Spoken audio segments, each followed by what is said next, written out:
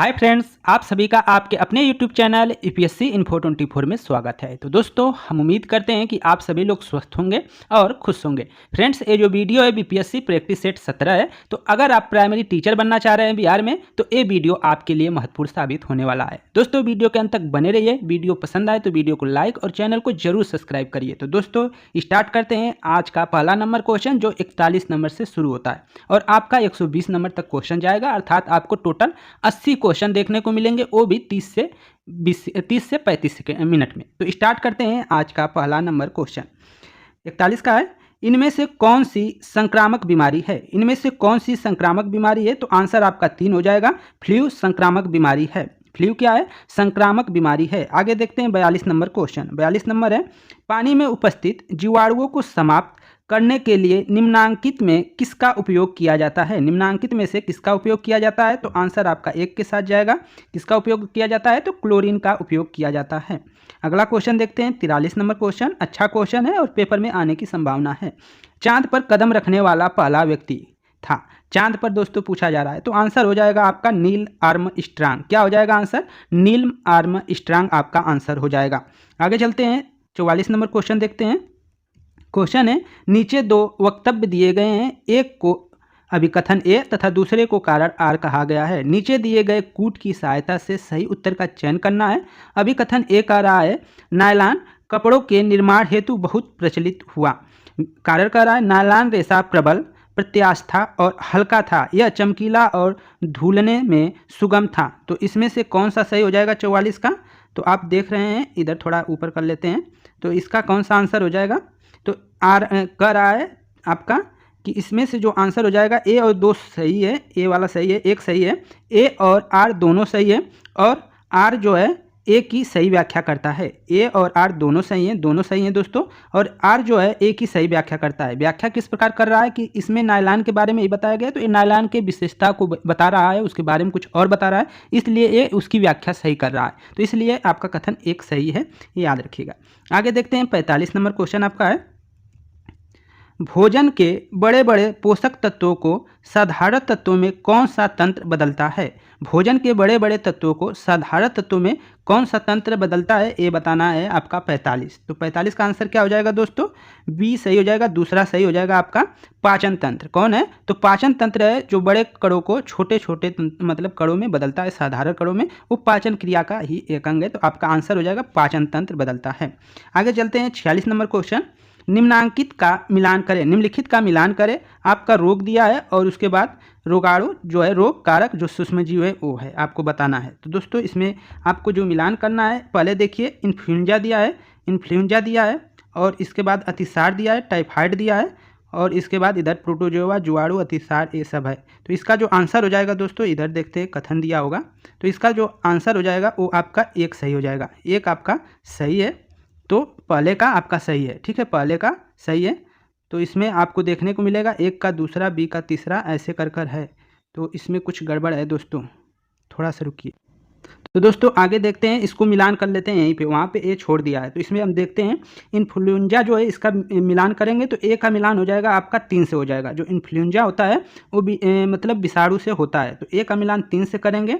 अतिसार जो होता है, अतिसार जैसे पेचिस जो पढ़ते हैं, वो क्या होता है? प्रोटोजोआ से होता है। तो अतिसार का कर लेंगे प्रोटोजोआ। और टाइफाइड जो होता है जीवाणु से होता है। तो ये आपका मिलान है। ऊपर थोड़ा सा दिक्कत है, टाइपिंग सही नहीं किया गया है, तो उसको आप कर लीजिएगा। तो आगे देखते हैं 46 का आंसर जो हो रहा है वो 1 हो रहा है, लेकिन यहाँ पे क्या आपको देखने को मिल रहा होगा कि इसमें जो है ए नहीं लिखा है, यहाँ पे ए रहना चाहिए था, ए नहीं लिखा है, तब हो जाएगा आपका मिलान सही। तो आंसर आपका ए के साथ जाएगा। 46 का आंसर ए के साथ जाएगा, बस यहाँ पे ए कर लीजिएगा, ठीक है। ए रहेगा, ए का तीसरा, बी का पहला और सी का दूसरा, ए सही आंसर होगा। आगे चलते हैं 47 नंबर क्वेश्चन देखते हैं। क्वेश्चन है, शरीर के लिए आवश्यक 5 पोषक तत्व हैं। शरीर के लिए आवश्यक 5 पोषक तत्व कौन कौन से हैं? तो आपके आंसर हो जाएगा 1 हो जाएगा दोस्तों, और तत्व हो जाएंगे कार्बोहाइड्रेट, प्रोटीन, वसा, विटामिन, खनिज, लवण। तो आपका आंसर ए के साथ जाएगा। तो शरीर के लिए जो 5 पोषक तत्व हैं उसमें कार्बोहाइड्रेट, प्रोटीन, वसा, विटामिन और खनिज, लवण आपके प्रमुख हैं। तो इसको याद रखिएगा। आगे चलते हैं दोस्तों, 48 नंबर क्वेश्चन देखते हैं। नीचे 2 कथन दिए गए हैं, दिए हुए विकल्पों में से सही उत्तर का चयन करें। कथन ए कह रहा है, मिट्टी फसल को खनिज पदार्थ प्रदान करती है। जो मिट्टी होती है वो फसल को खनिज पदार्थ जो मिट्टी है वो क्या करती है, फसल को खनिज पदार्थ उपलब्ध कराती है, प्रदान करती है। और कथन 2 कह रहा है मिट्टी में मौजूद पोषक तत्व पौधों की शुरुआती वृद्धि के लिए आवश्यक होते हैं। शुरुआती वृद्धि के लिए आवश्यक होते हैं, तो इसमें से आंसर जो जाएगा वो 3 के साथ जाएगा दोस्तों, क्योंकि शुरुआती वृद्धि के लिए नहीं होते हैं, हमेशा के लिए। तो कथन ए जो है सही है, परंतु कथन 2 जो है वो गलत है। तो आपका आंसर हो जाएगा 3, क्योंकि मिट्टी फसल को खनिज पदार्थ प्रदान करती है, ये तो सही बात है। इसमें कह रहा है मिट्टी में मौजूद पोषक तत्व पौधों की शुरुआती वृद्धि के लिए आवश्यक होते हैं। बस शुरुआती के लिए आवश्यक हैं, ये नहीं है दोस्तों, हमेशा के लिए आवश्यक होते हैं। तो इसलिए एक गलत हो जाएगा और एक सही हो जाएगा। आगे चलते हैं 49 नंबर क्वेश्चन। आपका 49 नंबर, गिलहरी और चूहे कहलाते हैं। गिलहरी और चूहे कहलाते हैं, क्या कहलाते हैं ये बताना है। तो आंसर आपका 3 सही हो जाएगा। कृदंतक कहलाते हैं, कृंतक कहलाते हैं, कृंतक कहलाते हैं गिलहरी और चूहे, इसको याद रखिएगा। 50 नंबर क्वेश्चन देखते हैं। हमारी आंखों के किस भाग पर वस्तु का प्रतिबिंब बनता है। तो किस पे वस्तु का प्रतिबिंब बनता है, तो आंसर हो जाएगा आपका रेटिना। आंसर आपका 3 सही हो जाएगा। रेटिना पे क्या करता है, प्रतिबिंब बनता है। तो हमारी आंख के किस भाग पर वस्तु का प्रतिबिंब बनता है, तो आंसर हो जाएगा रेटिना। 3 आंसर सही हो जाएगा। आगे चलते हैं, आपका 51 नंबर क्वेश्चन देखते हैं। शॉर्ट सर्किट अथवा बिजली से लगी आग को बुझाया जा सकता है। शॉर्ट सर्किट या बिजली से लगी आग को बुझाया जा सकता है। तो इसका आंसर क्या हो जाएगा दोस्तों, तो आंसर आपका 51 का जो हो जाएगा 1 सही हो जाएगा। बालू और मिट्टी के द्वारा, बाली और मिट्टी के द्वारा क्या किया जा सकता है, बुझाया जा सकता है। तो ऑप्शन ए सही हो जाएगा। आगे चलते हैं, आपका 52 नंबर क्वेश्चन देखते हैं। इधर 52 है और कुछ इधर है, इसका देख लीजिएगा। अगर किसी व्यक्ति का हाथ जंग लगे लोहे के टुकड़े से कट जाए तो उसे क्या करना चाहिए, ये बताना है। पानी से धो देना चाहिए, दर्द निवारक सुई लेना चाहिए, टिटनेस की सुई लेना चाहिए, टिटनेस की सुई लेना चाहिए, हाथ को बर्फ से सेक देना चाहिए। तो आंसर आपका 3 के साथ जाएगा। टिटनेस घर पे ही आप देखते हैं कि घर पे भी लोग बोलते हैं कि टिटनेस का सुई ले लो अगर हाथ कट गया है थोड़ा भी। तो आंसर आपका 3 हो जाएगा। 53 का क्वेश्चन देखते हैं आपको। 53 नंबर क्वेश्चन है, निम्नलिखित में से कौन सा कथन सत्य है। निम्नलिखित में से कौन सा कथन सत्य है, ये बताना है। तो इसका आंसर हो जाएगा आपका 2 सही हो जाएगा। आलू एक रूपांतरित तना है, ये सत्य है। रूपांतरित तना है, सत्य है। आलू रूपांतरित जड़ है, जड़ तो है नहीं, ये तो गलत हो जाएगा दोस्तों। आलू एक प्रकार का फल है, ये भी गलत है। आलू एक रूपांतरित पत्ती है, ये भी गलत है। तो आपका सही है, आलू क्या है, तना है। आगे चलते हैं, 54 नंबर क्वेश्चन। बरसात में लगाई जाने वाली फसल कहलाती है। बरसात में लगाई जाने वाली फसल क्या कहलाती है, तो आंसर 1 के साथ जाएगा, खरीफ फसल कहलाती है। 54 का क्या हो जाएगा, एक आंसर सही हो जाएगा, खरीफ। संचार का सबसे तेज माध्यम कौन सा है। संचार का सबसे तेज माध्यम इस समय कौन सा है, ये तो आप सभी जानते हैं, इंटरनेट हो जाएगा। अच्छा क्वेश्चन है दोस्तों, हल्का क्वेश्चन है और इसी टाइप का आपका पेपर में लगभग में आने की संभावना है। भारत का राष्ट्रगान किसने लिखा था। राष्ट्रगान किसने लिखा था, ये आपको बताना है। तो ऑप्शन आपका 2 सही हो जाएगा। राष्ट्रीय गान है दोस्तों, तो 2 सही हो जाएगा, रविंद्रनाथ टैगोर। तो 56 का आंसर क्या हो जाएगा, 2 सही हो जाएगा दोस्तों, रविंद्रनाथ टैगोर। अगर गीत यहीं पे पूछा जाता है तो बंकिम चंद्र चटर्जी आपके आंसर हो जाते हैं। गीत जो रहेगा वो बंकिम चंद्र, जैसे आपके वंदे मातरम वाला जो गाना गाए हैं वो ये है, और जनगण मन जो है इनका है, रविंद्रनाथ टैगोर का। तो ये याद रखिएगा। आगे चलते हैं, 57 नंबर क्वेश्चन। हिमालय पर्वतारोहण संस्था किस वर्ष स्थापित किया गया। हिमालय पर्वतारोहण संस्थान किस वर्ष स्थापित किया गया, ये आपको बताना है दोस्तों। तो आंसर क्या हो जाएगा इसका, 57 का आंसर 2 के साथ जाएगा, 1954 में। 57 का आंसर किसके साथ जाएगा, 2 के साथ जाएगा, 1954 में। तो हिमालय पर्वतारोहण संस्थान किस वर्ष स्थापित किया गया था, तो 1954, इसको याद रखिएगा। आगे चलते हैं, 58 नंबर क्वेश्चन आपका। बछेंद्री पाल भारत की पहली और संसार की 5वीं ऐसी महिला बन गई है जिन्होंने एवरेस्ट पर कदम रखा है। वह भारत के किस राज्य से संबंधित है। वह भारत के किस राज्य से संबंधित है, ये बताना है। तो इसका आंसर 3 के साथ जाएगा, वह उत्तराखंड से संबंधित है। आंसर आपका 3 सही हो जाएगा, उत्तराखंड। बछेंद्री पाल कहाँ से संबंधित है, तो उत्तराखंड आपका आंसर हो जाएगा 58 का। आगे चलते हैं, 59 नंबर क्वेश्चन देखते हैं। नीचे 2 कथन दिए गए हैं, 1 मिनट। नीचे जो 2 कथन दिए गए हैं, कथन ए जो है अभिकथन है और आर कारण है। तो आपको देखना है, इसमें से आंसर करिए क्या हो जाएगा। अभिकथन कह रहा है, ज़्यादातर पक्षियों की आंखें स्थिर होती हैं और उनकी पुतलियाँ घूम नहीं सकती। कारण कह रहा है, ज़्यादातर पक्षियाँ अपनी गर्दन बहुत अधिक हिलाते हैं। तो इसका 59 का जो आंसर है दोस्तों, 2 सही हो जाएगा इसका। तो 2 आपको ऊपर देखने को मिलेगा, इधर हम कर लेते हैं। मतलब ए सही, ए और आर दोनों सही हैं, परंतु आर ए की सही व्याख्या नहीं करता है। ए वाला आपका आंसर हो जाएगा। इसमें एक कहाँ चला गया? ए और आर दोनों सही हैं, परंतु आर ए की सही व्याख्या नहीं करता। ये सही है, मतलब ए आर दोनों सही है लेकिन व्याख्या नहीं करता, इसको याद रखिएगा। इसमें से ए रहा होगा तो इसका, अच्छा ये यहीं पे है, ठीक है, हाँ तो ये यहीं पे है। तो आपका 2 सही था दोस्तों। आगे चलते हैं 60 नंबर क्वेश्चन। कथन दिया गया है, अभिकथन है, और इसके बाद कारण दिया गया। और सही जो अभिकथन कर रहा है वो कह रहा है, पाठ पढ़ने से पहले बच्चों को ध्यान से चित्र देखने और समझने का मौका दिया जाना चाहिए। कारण कर रहा है, बच्चों को यदि पाठ पढ़ने से पहले चित्र देखने और समझने का मौका दिया जाएगा तो उनमें चित्र अवलोकन का कौशल विकसित होगा। क्या सही बात है? तो हाँ, इसका आंसर पहला हो जाएगा दोस्तों। जो 60 का आंसर हो जाएगा वो पहला सही हो जाएगा। दोनों बात सही है, ये याद रखिएगा। 60 का पहला कर लीजिएगा, आंसर पहला सही है कि ए और आर दोनों सही हैं और आर ए की सही व्याख्या करता है। दोनों जुड़े थे तो आप आंसर ए कर लेंगे। देखते हैं 61 नंबर क्वेश्चन। इनमें से कौन सी गैस ग्लोबल वार्मिंग को बढ़ावा देती है? कौन सी गैस जो है ग्लोबल वार्मिंग को बढ़ावा देती है, इसमें बताना है कौन कौन सी गैस, ठीक है। तो sulphur dioxide, nitrogen, carbon dioxide और ओजोन। तो कौन सी गैस ग्लोबल वार्मिंग को बढ़ावा देती है? तो आपका आंसर ए हो जाएगा, ठीक है, क्योंकि इसमें सभी है। ऑक्सीजन आ जा रहा है दोस्तों, तो इसमें ए भी कट जाएगा, आपका ऑक्सीजन नहीं होगा। इसके बाद इसमें भी ऑक्सीजन है तो ए भी आंसर नहीं होगा। और इसके बाद इसमें जलवाष्प है तो ए भी आंसर नहीं होगा, क्योंकि और सब है नाइट्रस ऑक्साइड है, तो ये सब आपके नहीं होंगे। बाकी के सब हो सकते हैं लेकिन ये नहीं होंगे। तो आपका पहला आंसर है जिसमें ये सभी होंगे, sulphur dioxide, nitrogen, carbon dioxide और ओजोन जो है वो क्या करते हैं, ग्लोबल वार्मिंग को बढ़ावा देते हैं। और मुख्य रूप से जो कार्बन डाइऑक्साइड है और कार्बन मोनोऑक्साइड होता है वो मुख्य रूप से जिम्मेदार होते हैं। तो आगे चलते हैं, आपके 62 नंबर क्वेश्चन देखते हैं। नीचे लिखी चीज़ों में कौन सी बायोग्रेडेबल है? बायोग्रेडेबल है, ये आपको बताना है। बड़ा लक्कड़, प्लास्टिक के खिलौने, सोने का तार, भुना हुआ चिकन और इसके बाद क्रेडिट कार्ड, सेव। तो इसमें से ऑप्शन आपको सही करना है। तो इसमें से जो आपके 4 ऑप्शन है वो सही हो जाएंगे।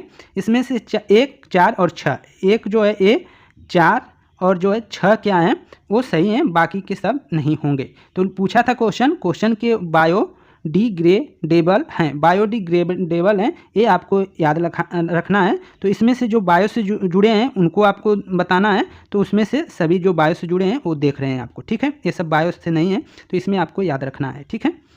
आगे चलते हैं 63 नंबर क्वेश्चन देखिए। नीचे 2 कथन दिए गए हैं, अभिकथन ए और दूसरे को कारण आर कहा गया है।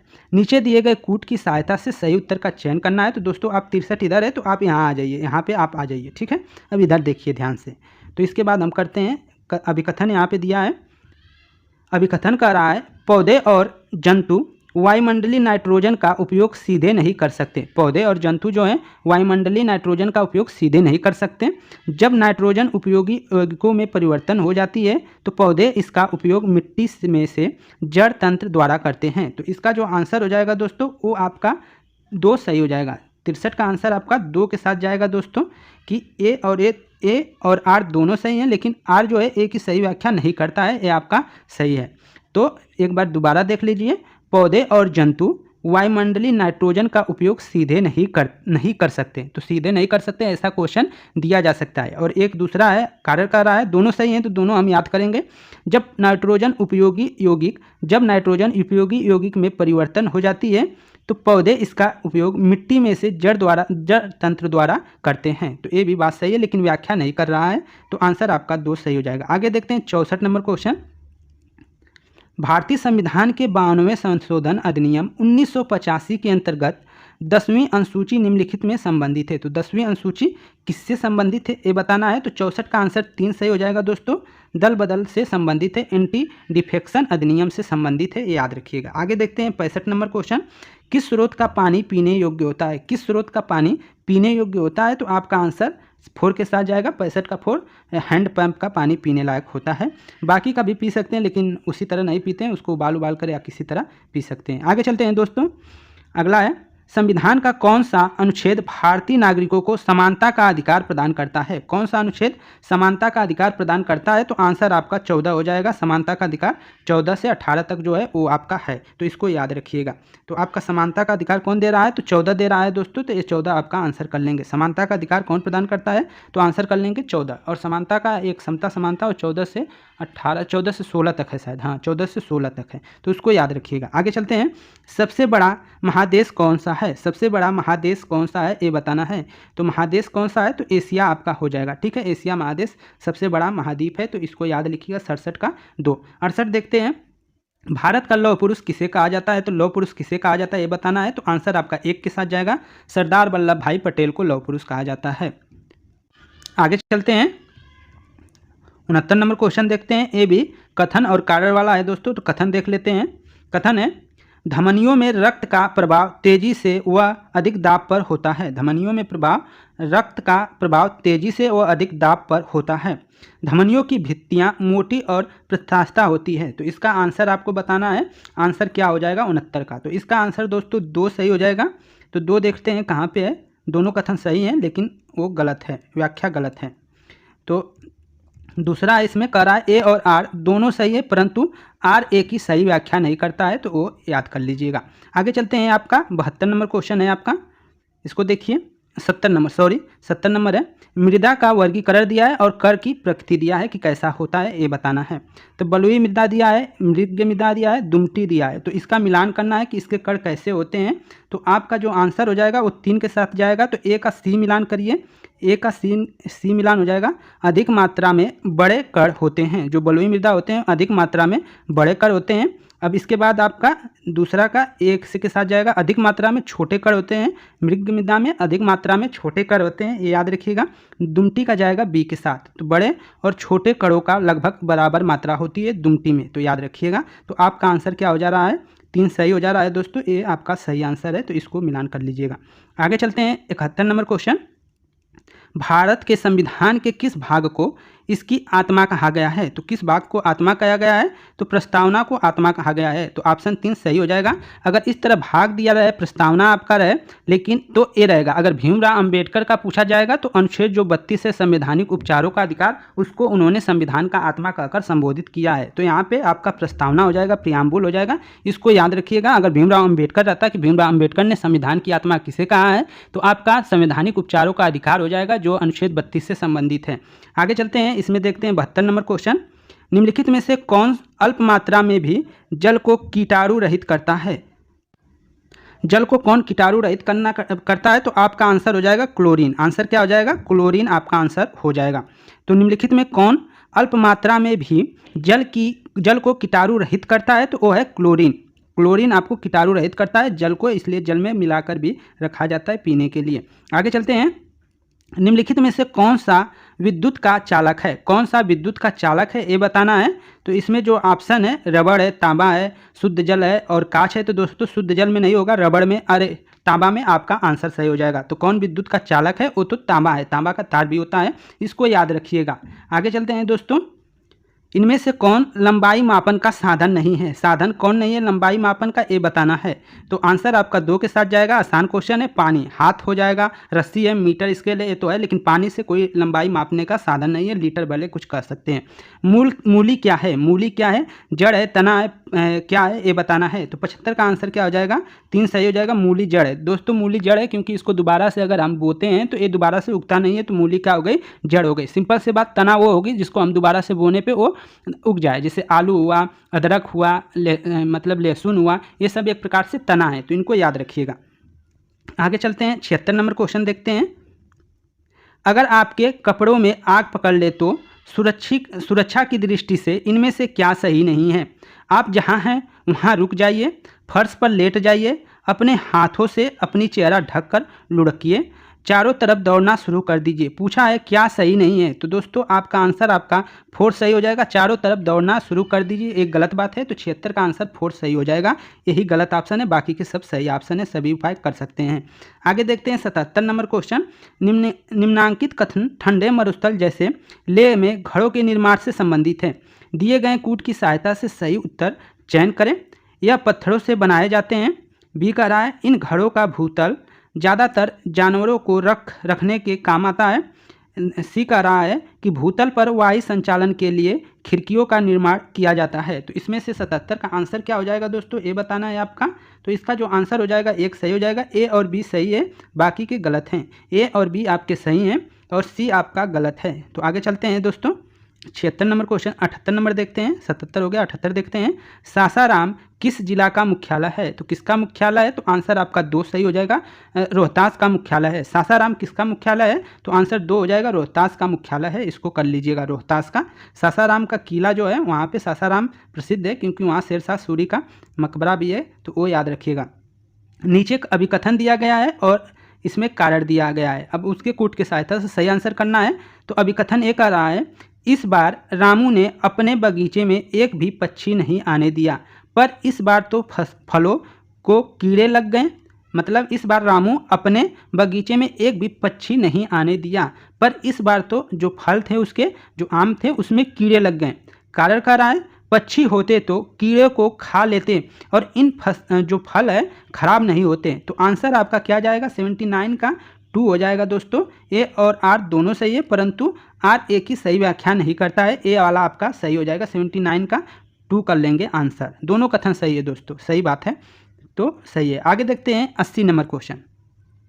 महाकाव्य महाभारत का मूल नाम है। महाकाव्य जो महाभारत का मूल नाम है वो क्या है दोस्तों? तो आंसर आपका 2 सही हो जाएगा, जय संहिता आपका नाम है, इसको याद रखिएगा। तो 80 का 2 सही है, जय संहिता नाम है। औरिगेमी क्या है? औरिगेमी क्या है ये बताना है आपको। तो 81 का 1 सही है, कागज मोड़ने की कला को क्या कहते हैं? औरिगेमी कहते हैं कागज मोड़ने की कला को, इसको आप जरूर नोट कर लीजिएगा। Glimpses of world history, glimpses of world history किसकी पुस्तक है ये बताना है। 82 का क्या आंसर होगा? तो 82 का आंसर जवाहरलाल नेहरू के साथ जाएगा। ग्लिम्सेस ऑफ वर्ल्ड हिस्ट्री किसकी पुस्तक है? तो जवाहरलाल नेहरू की। 82 का 2 कर लीजिएगा। आगे चलते हैं, 83 नंबर क्वेश्चन देखते हैं दोस्तों। 83 यहाँ पे है, कथन अभिकथन दे दिया है और कारण दे दिया है, तो हम यहाँ से पढ़ते हैं, इस तरह ज़्यादा टाइम जा रहा है। इसमें देखिए, हम अपने भोजन को ताज़ा रखने के लिए उसे रेफ्रिजरेटर में रखते हैं। रेफ्रिजरेटर का कम तापमान सूक्ष्म जीवों की वृद्धि में मदद करता है। तो क्या कौन सा सही है ये बताना है। तो इसका जो आंसर हो जाएगा ये सही हो जाएगा दोस्तों, ये आपका सही है, ठीक है। ए और आर दोनों सही हैं और आर ए की सही व्याख्या करता है। तो 83 का पहला आंसर सही हो जाएगा। अभी कथन कर रहा है कि हम अपने भोजन को ताज़ा रखने के लिए उसे रेफ्रिजरेटर में रखते हैं और कारण बता रहा है रेफ्रिजरेटर का कम तापमान सूक्ष्म जीवों की वृद्धि में मदद करता है। तो ये आपको याद रखना है। तो ऑप्शन आपका 1 सही हो जाएगा दोस्तों। इसमें कुछ गड़बड़ लग रहा है लेकिन आंसर ए दिया है। एक बार आप जरूर जो 83 है उसको जरूर एक बार चेक कर लीजिएगा, आंसर ए दिया है। आगे चलते हैं, 84 नंबर क्वेश्चन देखते हैं। 84 नंबर, थाई पुष्पम त्यौहार निम्नलिखित में से किस धर्म में मनाया जाता है? थाई पुष्पम त्यौहार जो है वो निम्नलिखित में से किस धर्म में मनाया जाता है ये आपको बताना है। तो 84 का जो 3 सही है, हिंदू धर्म में मनाया जाता है।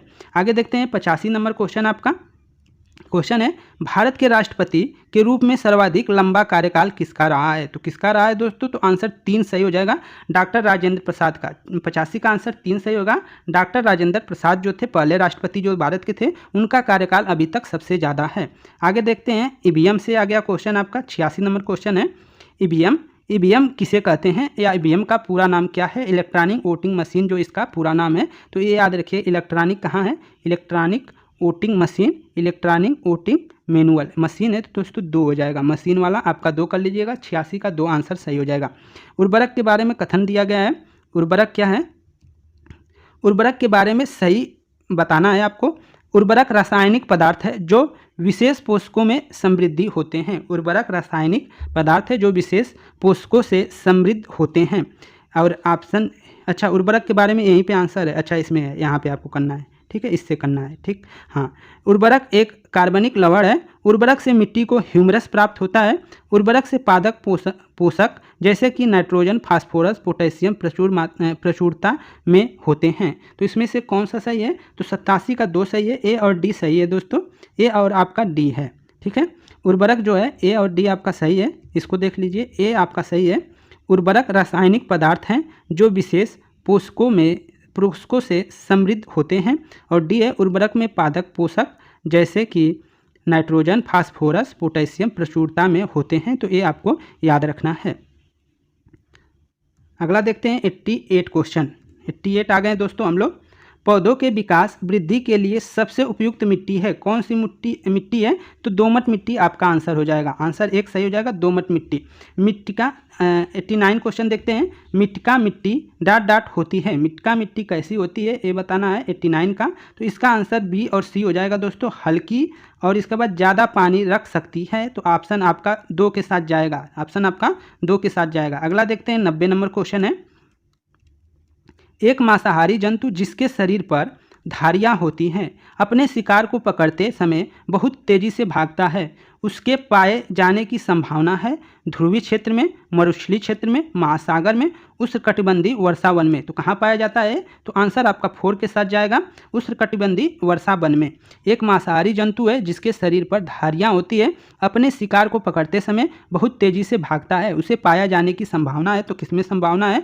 उष्णकटिबंधीय वर्षा वन में। दोस्तों किस जंतु के बारे में कहा जा रहा है कमेंट में जरूर बताइएगा कि कौन सा जंतु है। आगे चलते हैं दोस्तों। निम्नलिखित दो कथन दिए गए हैं, दिए हुए विकल्पों में से सही उत्तर का चयन करना है। कथन ए कह रहा है सभी पादप स्वपोषी होते हैं, बी का मतलब दूसरा कथन कह रहा है कि सभी पादप अपना भोजन स्वयं बनाते हैं। तो ये तो दोनों कथन सही है दोस्तों, तो आंसर आपका 2 के साथ जाएगा। नहीं, कुछ पादप नहीं बनाते हैं, तो ऑप्शन आपका 2 के साथ जाएगा। कथन ए सही है, लेकिन कथन कारण आर जो है वो गलत है। जैसे कि कुछ हैं दोस्तों, जैसे कुछ आ जाएंगे, जैसे आपको इधर मशरूम का भी ले लेंगे तो वो थोड़ा दूसरे पे निर्भर रहता है, कहीं भी तो वो अपना नहीं दूसरों पे निर्भर रहता है, वहाँ से वो पोषक तत्व प्राप्त करता है। तो सभी पादप अपना भोजन स्वयं बनाते हैं, ये भी तो सही है कि सभी पादप अपना भोजन स्वयं बनाते हैं। सभी पादप स्वपोषी होते हैं, ये भी सही है, सभी पादप अपना भोजन स्वयं बनाते हैं। तो दोनों कथन सही होना चाहिए। 91 का 2 दिया है, तो इसमें से कौन सा सही होगा दोस्तों? इसको आप डाउट में रख लीजिएगा। सभी पौधे अपना भोजन स्वयं बनाते हैं, लेकिन कुछ ये होता है जैसे मशरूम वो पादप हैं वो जो दूसरे पे निर्भर हो सकते हैं। आपको बेल का भी है, वो भी जो आकाश बेल बोला जाता है उसका भी यहाँ पे कुछ हो सकता है ऐसा ही। आगे चलते हैं 92 नंबर क्वेश्चन देखते हैं, उसको डाउट में रख लीजिएगा या वही आंसर मान लीजिएगा। भारत के पहले उप प्रधानमंत्री कौन थे? भारत के पहले उप प्रधानमंत्री कौन थे ये बताना है, उप प्रधानमंत्री। तो आंसर आपका 1 के साथ जाएगा दोस्तों, 92 का 1 सरदार वल्लभ भाई पटेल थे। आगे देखते हैं 93 100 परिवार में ग्रहों की संख्या कितनी थी? तो 100 परिवार में ग्रहों की संख्या कितनी है इस समय? तो 8 ग्रह हैं, इस समय 8 ग्रह हैं। तो आगे चलते हैं, उसमें देखते हैं 94 नंबर क्वेश्चन।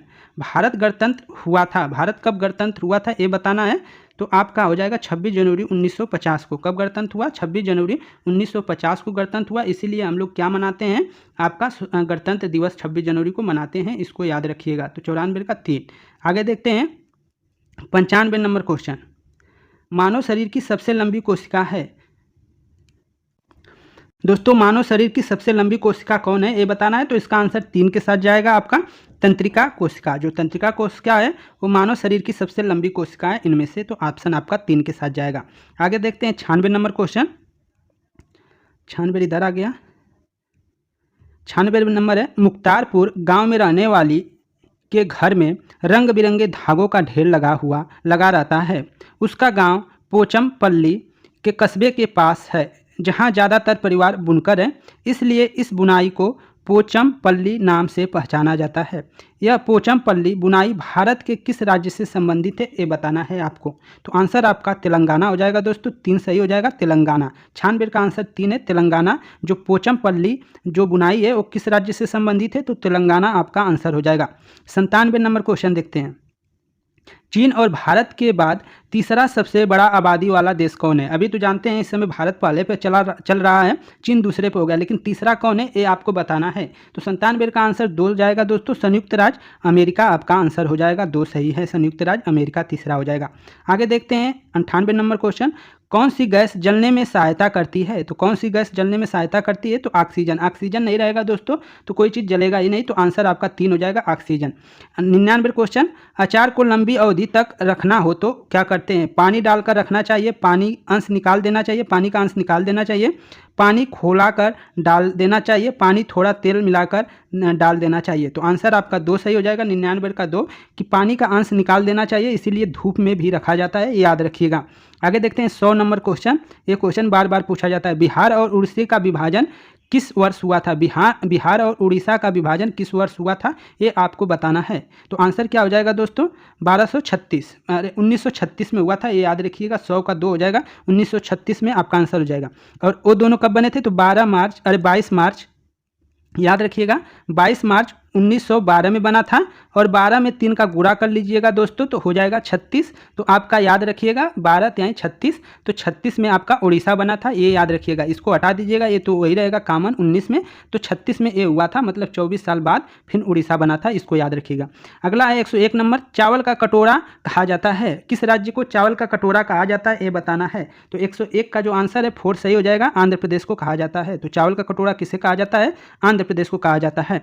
दिमागी बुखार बच्चों पर होता है, वो है, दिमागी बुखार कौन है, ये बताना है। जो बच्चों में होता है उसको बताना है। तो 102 का जो आंसर है दोस्तों 3 सही हो जाएगा। इंसेफ्लाइटिस जो है वो बच्चों में बीमारी होती है, जिसको दिमागी बुखार के नाम से जाना जाता है। तो 102 का तीसरा नंबर, 102 का 3। अगला देखते हैं 103 नंबर क्वेश्चन। भारतीय नौसेना में सेना के कर्नल के बराबर कौन सा रंग है? भारतीय नौसेना में, मतलब नौसेना में, और जो आर्मी सेना में कर्नल होता है उसका नौसेना में रैंक कौन होता है, ये आपको बताना है। तो इसका 2 आंसर हो जाएगा। कप्तान क्या होता है? कर्नल के बराबर होता है। जो आर्मी में कर्नल होते हैं उसके बराबर नौसेना का कप्तान होता है। आगे देखते हैं 104 नंबर क्वेश्चन। निम्नांकित में से कौन सा फसल नाइट्रोजन नियतन में सहायता होती है? नाइट्रोजन को नियत करता है, नियतन में सहायता करता है, ये आपको बताना है। तो मटर का जो पौधा है वो नियतन करता है, उसके जड़ों में देखेंगे तो गांठ बन जाएगा, वो नाइट्रोजीकरण करता है, नाइट्रोजन को स्थितीकरण कर लेता है, संश्लेष मतलब रख लेता है। आगे चलते हैं दोस्तों 105 नंबर क्वेश्चन देखते हैं। दूध को सूक्ष्म जीवों से मुक्त करने की प्रक्रिया को पाश्चीकरण कहा जाता है, क्योंकि इस प्रक्रिया का आविष्कार प्रसाद देश में हुआ था। पाश्चीकरण शब्द पर्शियन भाषा से लिया गया है। इस प्रक्रिया की खोज ब्रेल पास्चर ने किया था, या और इस प्रक्रिया की खोज लुई पास्चर ने किया था। तो आंसर 105 का क्या हो जाएगा दोस्तों? 4 सही हो जाएगा। इस प्रक्रिया की खोज किसने किया था? लुई पास्चर ने किया था, इसलिए इसको पाश्चीकरण का नाम दिया गया है। तो आंसर आपका 4 सही है। आगे देखते हैं 106 नंबर क्वेश्चन। प्रशांत महासागर अंटार्कटिका महासागर को कौन सी लिंक नहर जोड़ती है? प्रशांत महासागर को और अटलांटिक महासागर को कौन सी लिंक नहर जोड़ती है, ये आपको बताना है। तो 106 का 3 सही हो जाएगा दोस्तों। पनामा जोड़ती है। कौन सी जोड़ती है? पनामा जोड़ती है, इसको याद रखिएगा। 107 नंबर क्वेश्चन है। भारत में सहायक गठबंधन नीति किसने पेश की थी? भारत में सहायक गठबंधन, सहायक संधि, जिसको सहायक संधि के नाम से भी जाने जाते हैं, किसने पेश की थी? तो आंसर आपका 3 के साथ जाएगा। वेलेजली, लॉर्ड वेलेजली ने पेश की। तो आंसर 3 आपका सही हो जाएगा। आगे देखते हैं, कथन दिया है दोबारा, बहुत लंबा वीडियो हो रहा है दोस्तों, तो अभी कथन पढ़ते हैं और उसके बाद आंसर देते हैं। ग्रीष्म ऋतु में खेतों में पानी देने की जो आवृत्ति अपेक्षाकृत अधिक होती है। ग्रीष्म ऋतु में खेतों में जो फसल होते हैं पानी देने की आवृत्ति अपेक्षाकृत अधिक होती है। इसका कारण मिट्टी एवं पत्तियों में जल वाष्प की दर का अधिक होना है। तो इसका आंसर जो हो जाएगा दोस्तों क्या हो जाएगा? तो 108 का आंसर ए के साथ जाएगा। ए और आर दोनों सही है, और आर ए की सही व्याख्या करता है, याद रखिएगा। आगे देखते हैं दोस्तों 109 नंबर क्वेश्चन, आसान क्वेश्चन है। महात्मा गांधी ने किस वर्ष दांडी मार्च आयोजित किया था? वर्ष पूछा है तो वर्ष आपका 1930 हो जाएगा दोस्तों, 2 सही हो जाएगा। 12 मार्च 1930 में प्रारंभ किया था, आयोजन किया था, ये याद रखिएगा। 109 का दूसरा सही है। आगे देखते हैं, बिहार में जल मंदिर कहाँ स्थित है? बिहार में जल मंदिर कहाँ स्थित है? 110 का आंसर देना है। तो 110 का आंसर दूसरा सही हो जाएगा, पावापुरी में। बिहार में जल मंदिर कहाँ है? तो पावापुरी में। आगे चलते हैं, आपका 111 नंबर क्वेश्चन। शीर्ष मुद्रा के बारे में निम्नलिखित में से कौन सा कथन सत्य है? शीर्ष मुद्रा के बारे में कौन सा कथन सत्य है, ये बताना है। तो शीर्ष मुद्रा के बारे में कथन क्या होता है ये देख लीजिए दोस्तों। शीर्ष मुद्रा किसे कहते हैं? तो आंसर आपका 2 सही हो जाएगा इसका।